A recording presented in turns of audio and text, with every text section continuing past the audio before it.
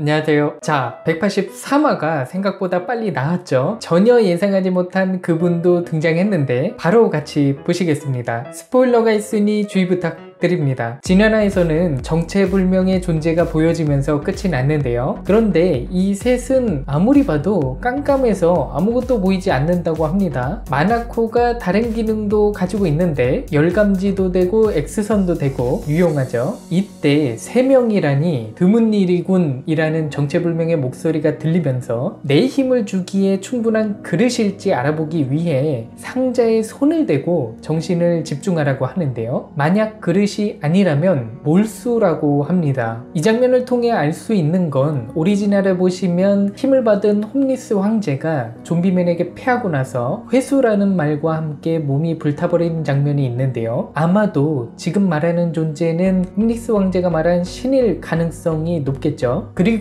갑자기 뒤에서 누군가가 나타나는데 바로 중년의 블레스트입니다. 이건 과거 모습이 아니라 현재예요. 여기는 마치 인터스텔라에 나오는 블랙홀과도 유사하고 블레스트는 아직 거래에 응하지 않았군이라고 말하며 이 큐브는 통신기 같은 것이라서 만지면 공간이 비틀리고 저 존재와 교신이 가능해진다고 하는데요. 나는 취미로 이곳저곳 뿌려져 있는 이 녀석을 수집하고 있다고 합니다. 이전에 사이코스가 오로치와 합체하고 나서 신이라는 존재를 볼 수 있었던 건 아마도 사방에 뿌려져 있었던 오로치의 세포가 이 큐브와 맞닿아 있던 것일지도 모르겠습니다. 반면에 홈리스 황제는 큐브를 만진 것인지는 확실치 않은데 다른 조건이 있는 것인지도 모르겠죠. 이때 미지의 존재가 블레스트를 부르게 되면서 사이타마도 그렇고 플래시도 블레스트라는 걸 알게 되죠. 그리고 신기한 게 블레스트는 이 무거운 큐브를 마치 장난감 다루듯 가볍게 돌리고 있고 다른 공간으로 보내버리는 듯한 연출이 나오기도 합니다. 플래시는 진짜 블래스트인지 시험해 보고자 최고속 섬광각으로 공격을 해보지만 블래스트는 뒤에 있었고 플래시의 스피드를 압도하는 모습을 보여줍니다.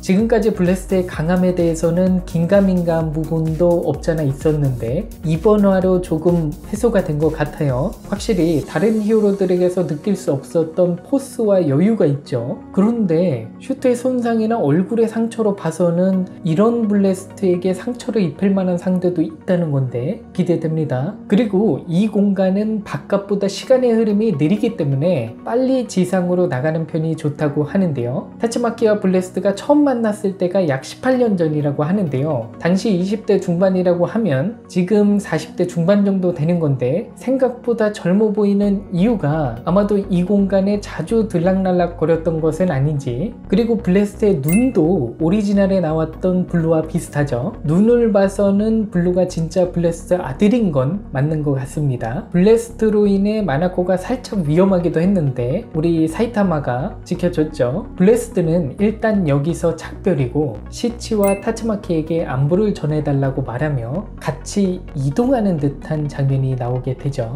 한편 지상에 있는 후방 경계조인 동제는 실버펜과 제노스도 큰 전력인데 내가 멋대로 오해하고 팀에서 제외해버려서 이런 고전을 하고 있다고 자책하게 되는데요. 하지만 좀비맨은 이번을 계기로 사람 보는 눈이라는 것을 의식하게 됐고 남을 이해하려는 것이 무엇보다 중요하다라고 말하는데요. 그런데 갑자기 광탄이 날아오면서 동제를 밀쳐내고 공격을 모두 받아버리게 됩니다. 홈리스 황제의 광탄이었고 이제 간부들이 슬슬 등장하는 것 같습니다. 타츠마키는 거대한 잔해로 오로치를 마무리하며 지하 깊숙이 꽂아 버리는데요. 마지막 장면에서 이건 순사란이라고 플래시의 검이에요. 자, 과연 블래스트는 이대로 작별일 것인지 그인 옆에 간부들이 등장할 차례인데 어떤 전투가 펼쳐질지 오로치는 정말로 죽었을지 다음 화가 기대됩니다. 오늘의 결론.